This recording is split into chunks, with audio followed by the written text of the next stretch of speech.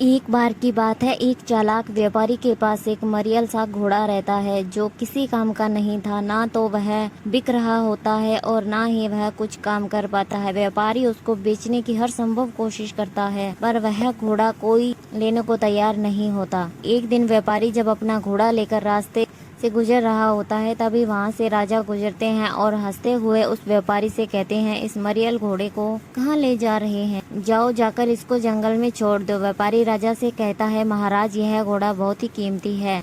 यह वह काम कर सकता है जो आपका घोड़ा नहीं कर सकता। यह बात सुनकर राजा को गुस्सा आ जाता है और उससे राजा कहता है, बताओ ऐसा कौन सा काम है जो यह घोड़ा नहीं कर सकता और मेरा घोड़ा कर सकता है। अगर मेरा घोड़ा यह काम नहीं कर पाया जो तुम्हारा घोड़ा कर सकता है, तो मैं तुमको 1000 सोने के सिक्के दूंगा। और मेरे घोड़े ने भी वही काम कर दिया जो तुम्हारे घोड़े ने किया है, तो तुमसे 1000 सोने के सिक्के लूंगा। व्यापारी इसके लिए मंजूर हो जाता है और कहता है, इसके लिए महाराज हमको नदी के पार जाना होगा। तभी नदी में बहुत तेज तूफान आया था, मानो नदी में बाढ़ आई हो।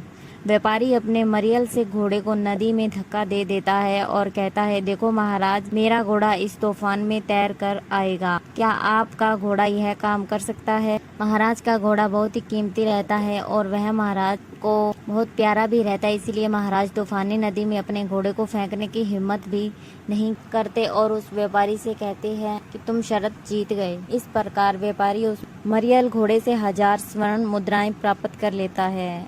हमको इस कहानी से यह शिक्षा मिलती है कि कभी कभी विपरीत परिस्थिति में भी हम अवसर प्राप्त कर सकते हैं, बस हमको अपनी वस्तु के गुण का सही अंदाजा होना चाहिए।